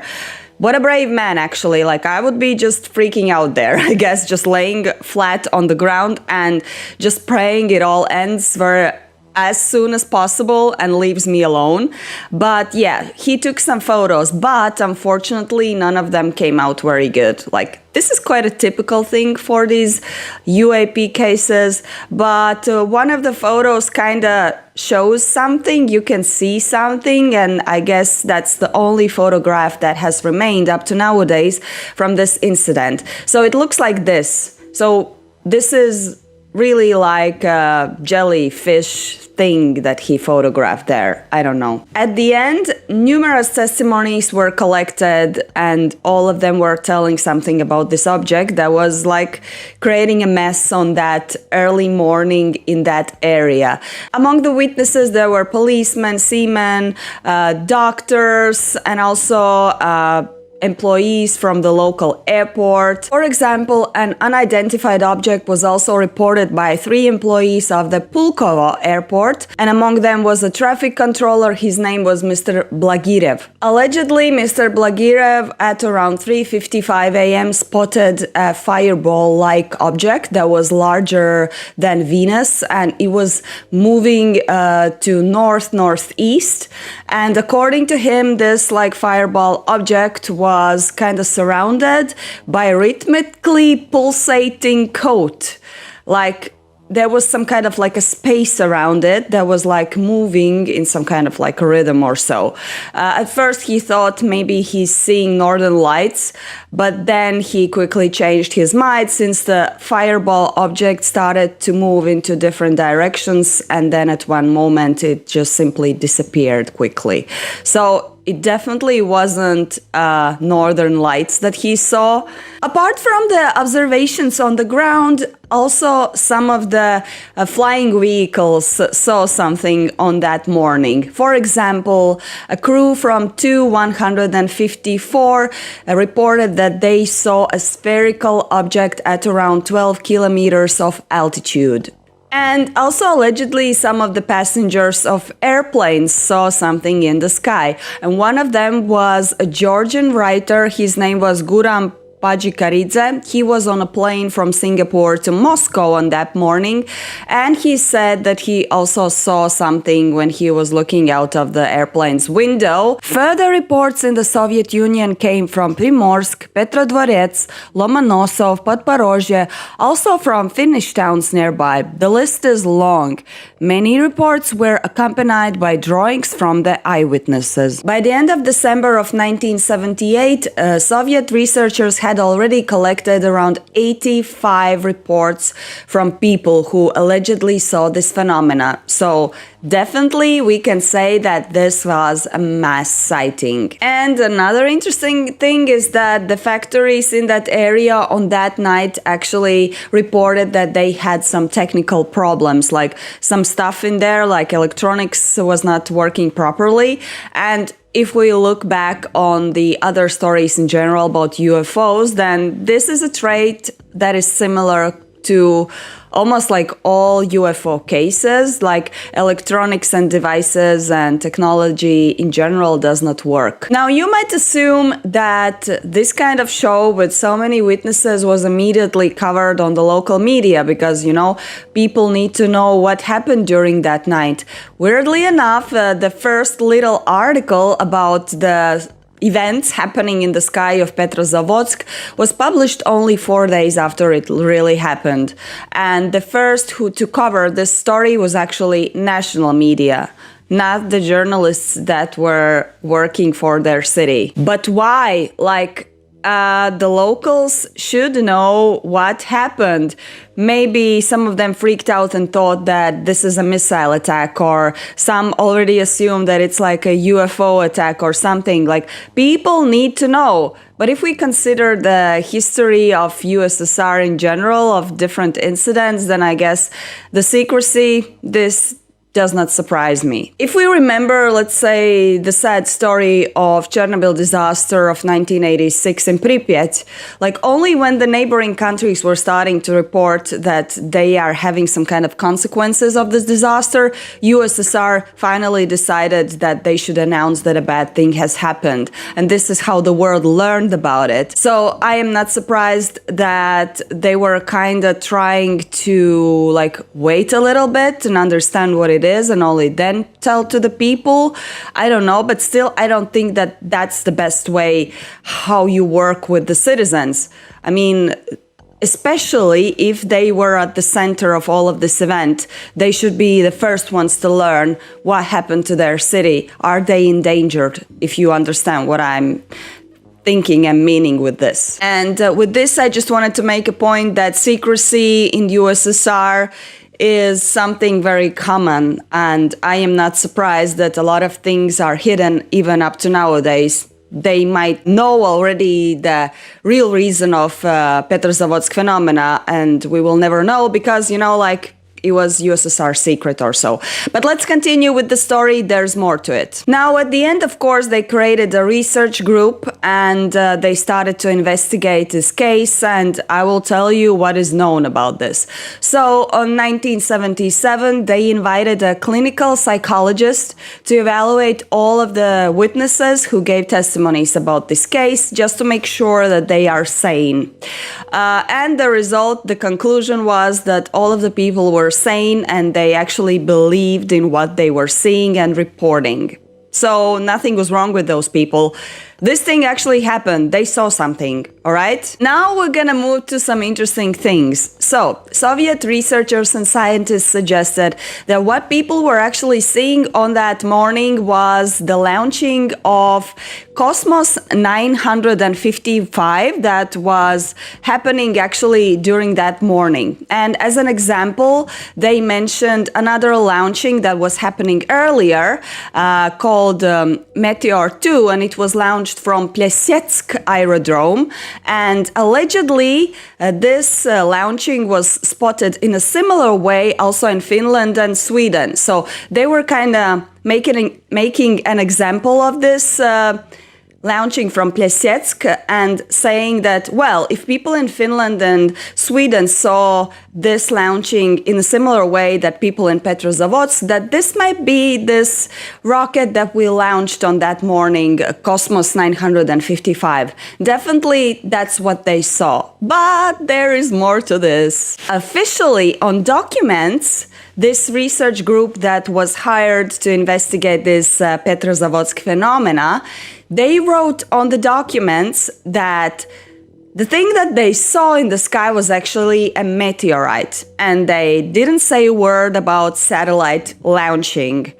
Why? Now this is weird, right? Especially because they used the launches from Piasecka aerodrome as an example that were allegedly seen from Sweden and Finland. Well, thing is, officially, Soviets were hiding the existence of Piasecka aerodrome, so they could not put that on paper. So, in general, they hide so many things. How can we believe actually any of it? About the launching or meteorite or anything. If they don't tell the truth, they just don't, and it starts to feel like they found actually something else, something huge, and they were just trying to cover up as good as they could. I think you can agree with me. Now, but in general, even if hidden, can the theory of the launching of rocket be true? Like, we understand they couldn't write it on the paper because they were hiding the Piasecka aerodrome, but can this actually be true? Well, there is actually a thing that is called a space jellyfish that people can see in the sky when a rocket is launched. And sometimes they freak out reporting that they're seeing UFOs or something, or they're thinking it's a missile attack. That thing actually exists, but can this be the case of Petrozavodsk phenomena? I do not really agree, because remember, this object was moving into different directions, like incoherently. Maybe it was even intelligent, we don't know.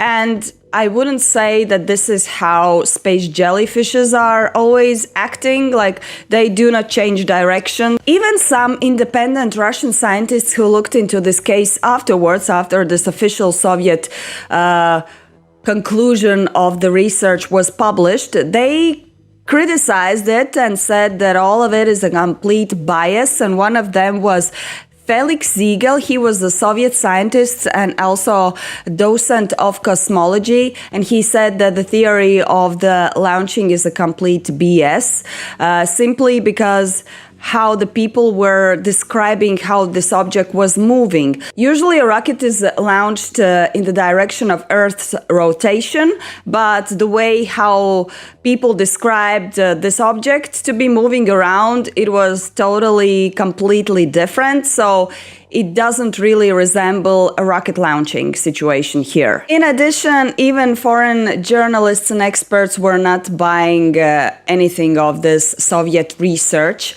They said that it's a complete bias. And one of them was James Oberg. He was an American investigative journalist who specialized in Russian and Chinese space programs. And about this Soviet research, he said, I quote, "This is a ruse, possibly another Soviet attempt to divert attention from the truth about Soviet UFOs." And now, ladies and gentlemen, cherry on the top of the cupcake. And this part of the story simply excites me, and I think it actually proves that the Soviets were trying to cover something more serious here. A copy of this Soviet research was sent back to Center of UFO Studies. That was, as you might already know, it's like a private UFO group that was founded in 1973 by Joseph Allen Hynek. And if you don't know his name by now, like he's a huge person in relation to the UFO history in general, like do your research, but like he's a man that you should probably listen to. I mean, I rely on his conclusions quite a lot, so he's important. So Hynek gave this Soviet research copy to a NASA scientist, and his name is Richard Haynes, who translated this document from Russian to English under a grant from the United States. So this just gives a sign that the Americans were also kind of interested what was happening there in the Soviet Union. Like, of course they were. I mean, they're interested even now. So in general, it just makes sense. So this Haynes, he made sure that the document was translated from Russian to English so that they can understand what was happening there and maybe see if Russians are trying to cover up something. And at the end, when they familiarized themselves with this document that was now translated in English, they started to like heavily criticize it. Like definitely Hynek and Haynes, they were public about the fact that this is a complete BS. And they said, I quote, that this is a key evidence for the existence of unidentified flying objects in the USSR, meaning what I just said before. This actually was something bigger than they were writing on the paper. And in general, my friends, this is all that we know about this Petrozavodsk phenomena. Like, we have so many eyewitnesses telling almost the same story, and on the paper, what Soviet researchers are offering is a complete BS. I don't really believe that that was a rocket launch, although there are some similarities, but scientists are still arguing with that, as I already mentioned. Definitely not a meteorite. I'm really starting to believe that the Soviets were covering up something really, really serious out there. And really, so much information about so-called Soviet research on this event is missing. Did they investigate the lake and the wood where supposedly the luminous object landed or fell? Did any of the employees or stayers in the Hotel Severnaya saw something that night? And if we think about it, we also do not know how the citizens of Petrozavodsk, the eyewitnesses, felt after this encounter. This is like such a big secret, and I would be so happy to actually really know what happened there. And the only thing that the Soviets learned from this is, I guess, learned. After this Petrozavodsk incident, they created a special project called Sietka AN, and it was created to investigate any further weird phenomena happening in the atmosphere of Soviet Union and Russia. Now, what do you think about this event? I am certainly puzzled, and honestly, I do kind of believe that this was a huge cover-up of something really, really important in relation to the UFOs and UAPs. Like, if we remember in the previous episode, I mentioned George Knapp's story of him visiting Russia during Perestroika and how he saw piles of documents, secret documents that Russians are hiding, and all of those documents have stories about alleged encounters of UFOs and UAPs. In those piles, there could be the answer of Petrozavodsk phenomena. Now, let me know, have you heard the story before? What are your thoughts? In which theory do you believe? Maybe you have your own theories. Share them in your comments. Imagine being a leader of a small republic on the edge of Europe, a land surrounded by nomads, mysticism, and endless steppes. And now imagine that one day, in your own home, you are visited by beings from another world or maybe another planet. It was September 1997, typical Moscow autumn day. Early in the morning, a car stops by an apartment building. It was one of those cars, the official ones that everybody noticed, the ones that also have their own driver. The door opens and two men came out of the car. First one is a minister. The second one is the assistant of the president of the Republic of Kalmykia, Kirsan Nikolaevich Ilumzhinov. Together with those two guys, also the driver comes out, and they are all confidentially going up the stairs into the building, to an apartment that belongs to the president.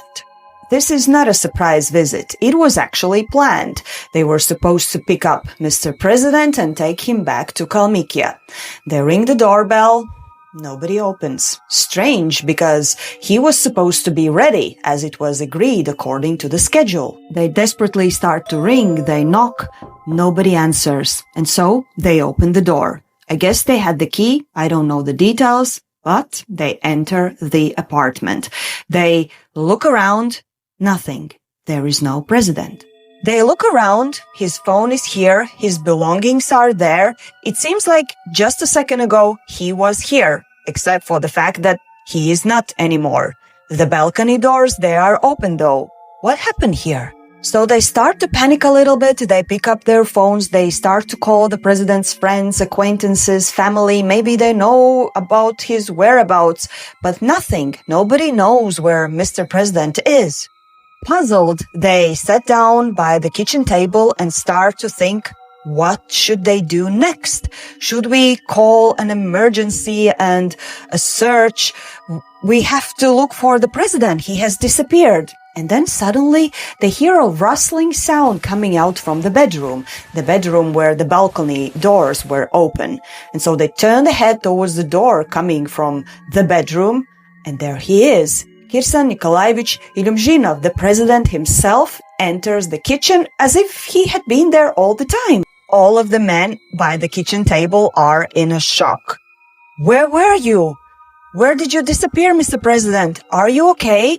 But he just looks at them, smiles a little bit, and says, "I was on a saucer." The assistant and the driver got a little bit offended about his reply. I mean, it looks like Mr. President had pranked them. So this was not funny because they were really scared for his life. So they asked him again, "Seriously, where were you?" Mr. President calmly sat by the table with the rest of the men and told the whole story. And as crazy as it sounds, because it was crazy, it started to make sense. It appears that during that time when all of the men were searching throughout the apartment for the president, he was indeed not there. But then he suddenly appeared on the balcony and entered the kitchen to say hi to these men who were looking for him.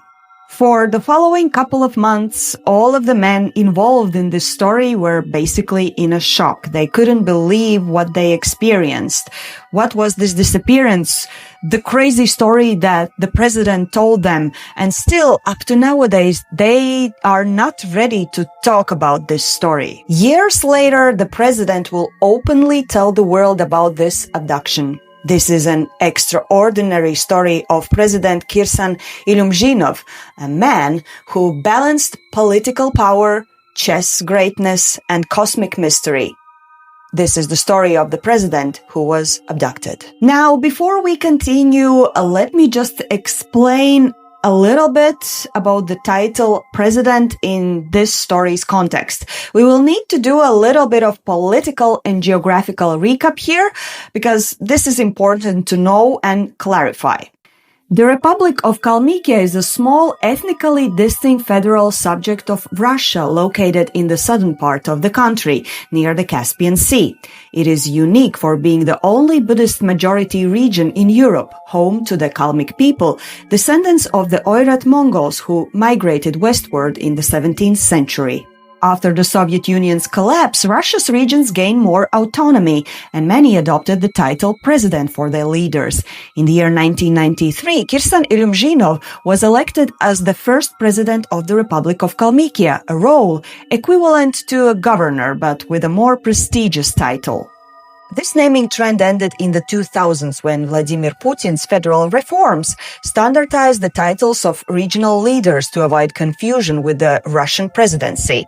In year 2005, the office in Kalmykia was officially renamed Head of the Republic, though Ilyumzhinov retained the same powers until stepping down in the year 2010. So this is why I'm going to call him president throughout the story, because actually during that time he was kind of president. And so a little bit about him. Kirsan Nikolaevich Ilyumzhinov was born in the year 1962 in Elista, the capital of Kalmykia.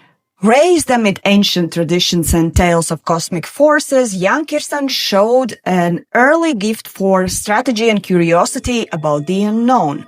His childhood friends remember a boy who was quiet but intense, thinker, already planning multiple moves ahead, whether it's in chess or in life, and chess will play an important part in his life.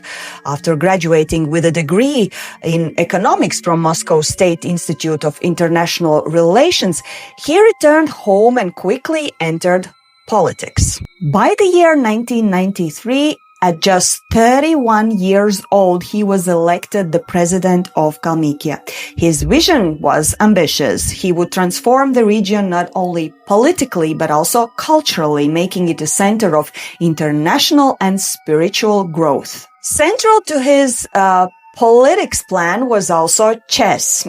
That was his lifelong passion, and he poured millions into building grand chess palaces in Elista, and this attracted different prestigious chess tournaments. And with time, under his leadership, Kalmykia became synonymous with chess, and it also was often referred to as global chess capital. Everything was going according to the plan. I mean, he himself was very charismatic. He was carrying out all of these grandiose plans. Everything was kind of going okay. What could go wrong? Well, how about president gets abducted by aliens? And so, during one night in 1997, everything changed upside down in his life. So, according to himself, he was in his Moscow apartment, and there he claimed he was visited by some kind of mysterious entities that he has never seen before in his life. And so he described these entities as humanoids that were wearing tight, glowing yellow suits. Their eyes were large, deep, and unreadable. They were not speaking to him. Instead, they would communicate telepathically, so they would plant all of these ideas straight into his mind. And I quote, "They spoke to me without words. I saw visions, warnings about Earth or atmosphere and their inability to survive here." He was taken aboard on a ship, a place of pulsating light and shifting walls. Time felt distorted there.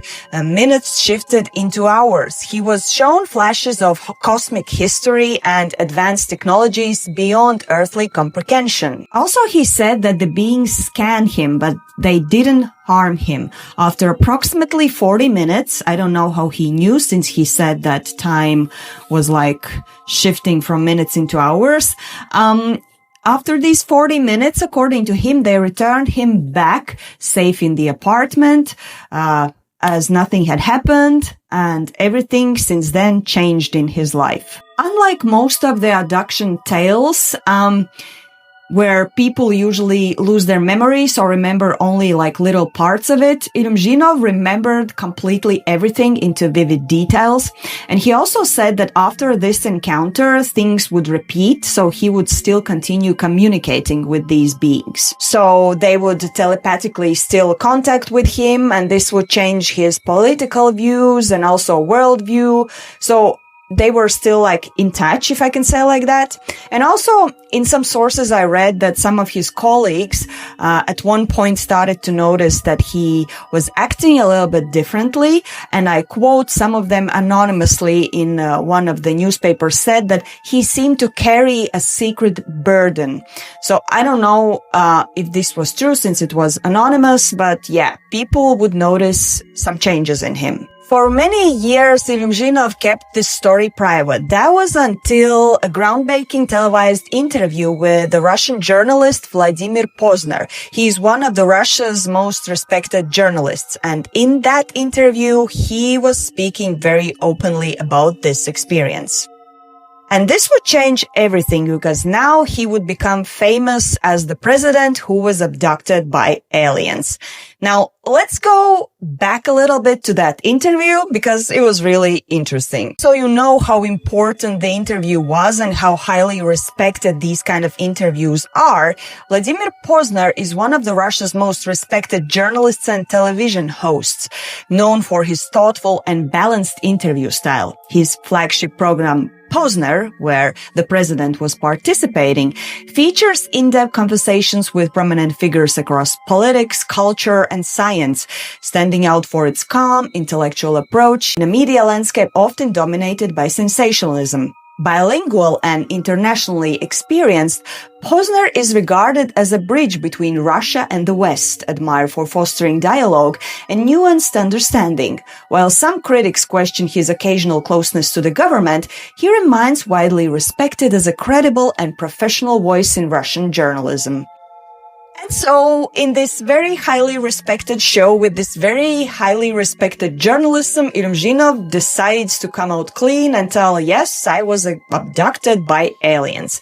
And so, in this interview, Pozner gently and politely asked him, "Are you sure this was not a dream, hallucination, or a fantasy?" To that, Irumzhinov replied with a little smirk, "I am certain I would never say such a thing if I did not believe it with all my heart." When asked about whether the aliens were interested into learning some state secrets, Irumzhinov replied, "No, they spoke of humanity's future and survival, but not politics." And so here is a part of that interview. I translated it for you from Russian, and here goes. Tell me a bit about how it happened. It was Sunday, September 1997, and I was about to go to Kalmykia. I arrived at my apartment here in Moscow. In the evening, I read a book and watched TV a bit and was about to turn in. I started to fall asleep already when I felt that the balcony opened by itself and someone was calling me. I approached the balcony and saw something that resembled a white tunnel. It was almost transparent. I went into the tunnel and saw humans in yellow spacesuits. Then we started to communicate. I'm often asked in what language we spoke. I believe we communicated with our thoughts. I felt as if I lacked oxygen and got scared at one point. They gave me an excursion of this craft. They informed me that they need to take some samples from me. After that, in the interview, he continues to say that he managed to ask the aliens the question why they are not contacting people on the earth and like showing themselves. And they would reply to him that humans are not ready to do that yet. And then after that, he was safely returned back to his apartment on the balcony. And from there, you already know. So now you have two timelines. One was from the perspective of the people of his team, the driver, the minister, and his assistant who came to this apartment and like saw that the president is not there and then he suddenly appears. And the other timeline is from his own perspective that you just heard right now. Now, Imzhinov also went a little bit further, claiming that he had given interviews about this abduction to some other journalists from other countries. Like, for example, he mentioned that he was talking to NBC News about this. However, I couldn't find any materials, and other journalists who were like looking into this case also couldn't find any documentation or any interviews that he had given. I did find one interview to some kind of foreign channel, English-speaking channel, and according to the accent, it seemed like it could be some kind of a British channel. And there he has this interview where he tells about his experience. Now, in this interview, he was telling, I quote, I was taken from my apartment to this spaceship and we went to some star. After that, I asked, please bring me back because the next day I should be back in Kalmykia to Elista. And they said, no problem, Kirsan, you have the time. Yeah, so he kind of puts it in another words, and now he's saying that he was brought to a star. Then the British interviewer asked him whether he can remember and can describe these aliens, and he would say, I quote, they are people like us. They have the same mind, the same vision. I talk with them, and I understand that we are not alone in this world. We are not unique. Now, at the end, the interviewer could not restrict himself and asked the question about his sanity. And even to that, Imzhinov had a reply, and I quote, I am not crazy man, yeah?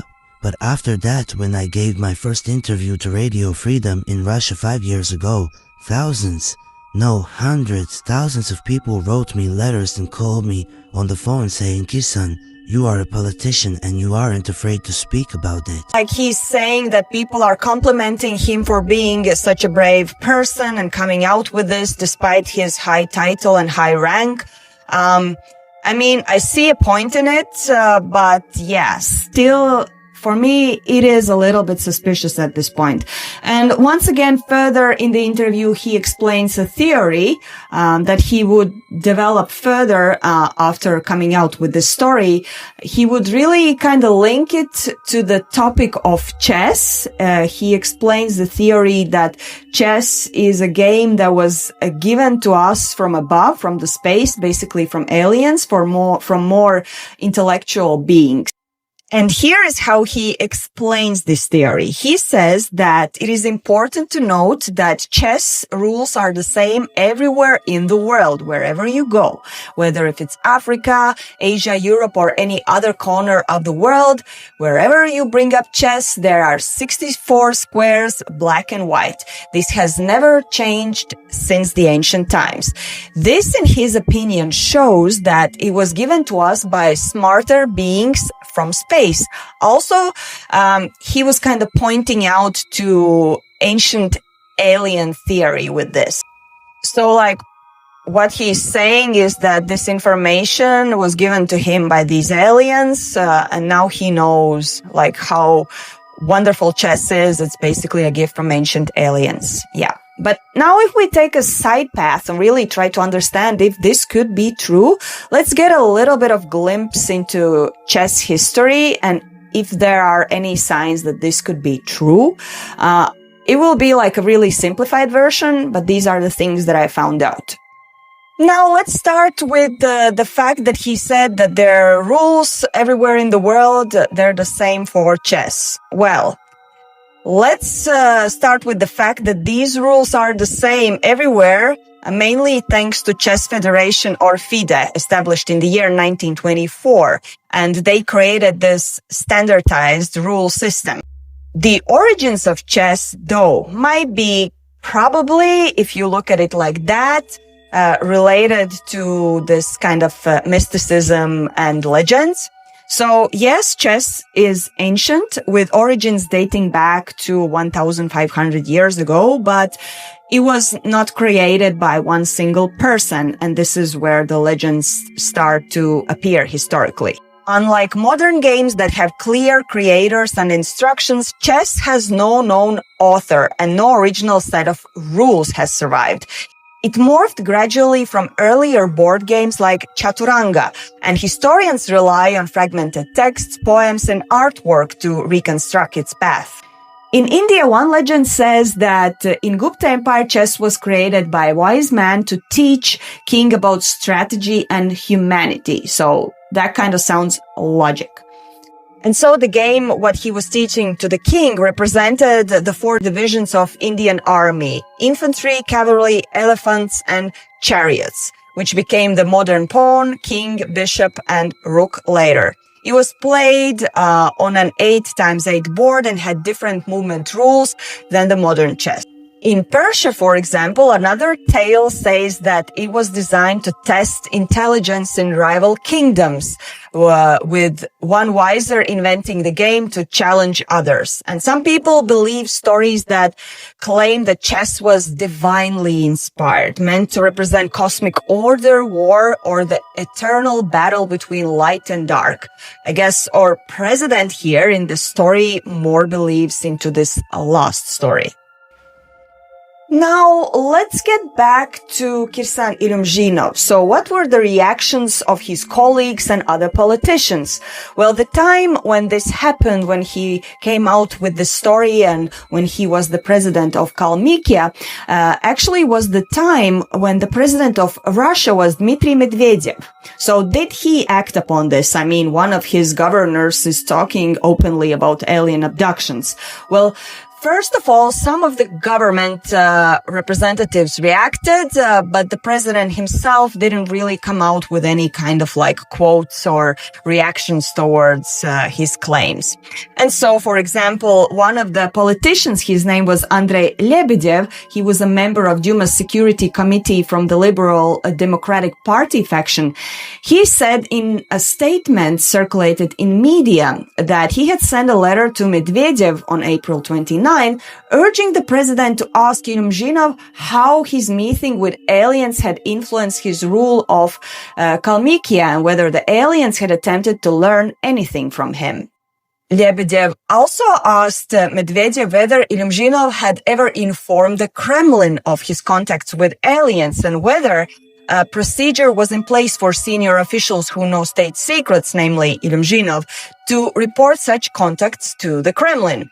Not sure if we can look to this letter as some kind of like joke or ridicule towards the president, or maybe he was serious and he was really concerned about some safety questions, and this is why he was reaching out to the highest ranked person in Russia, Mr. Medvedev. But yeah, Kremlin did deny any kind of comments in regards to this story, but Ilyumzhinov, though, he was very open. Like, he came out in the press and he said, like, if Medvedev has any questions about this, I'm very open to meet and tell. And so at the end, what happened to Kirsan Ilyumzhinov? Is he still in the government? Is he still in the politics? Well, let me paint you a picture of how it all ended. It was October 2010, Moscow. The Kremlin's corridors were quiet, heavy with that sterile silence of Russian power, where decisions were made behind closed doors, often with no room for negotiation. Inside, President Dmitry Medvedev was waiting. Calm, precise, a man who, unlike his predecessor Putin, carried himself with a soft-spoken aura of a lawyer rather than a spy. Across the table sat Kirsan Ilumzhinov, the flamboyant leader of Kalmykia. Ilumzhinov was no ordinary governor. He'd ruled since the year 1993, nearly 17 years. He had turned the tiny, impoverished region into his own chessboard, declaring chess a mandatory school subject, building extravagant temples, and occasionally claiming he'd been abducted by aliens, as I was telling you before. To the Kremlin, he was both an asset and a liability. Colorful enough to draw global attention, but unpredictable enough to be at a risk. That day, Medvedev delivered a message with a characteristic politeness of Kremlin politics. I quote, "Perhaps it's time to step aside." The official communique shortly after this meeting was brief, almost sterile. Medvedev has accepted Ilumzhinov's request not to seek another term. A neat formulation on that disguised what really happened. In Russian political language, such phrasing almost always meant that the decision had been made in the Moscow, not in Elista, Kalmykia's capital. For Ilumzhinov, this meant the end of an era. 17 years of ruling Kalmykia, a region where he had introduced himself to voters with a slogan. So the slogan was, "A wealthy president is a safeguard against corruption." Yeah, he had indeed been wealthy. Let me tell you, he was a businessman who drove around a Rolls-Royce while his republic was struggling in a poverty. Yet his charisma, his eccentricity, and his sheer will had kept him in power for almost 17 years.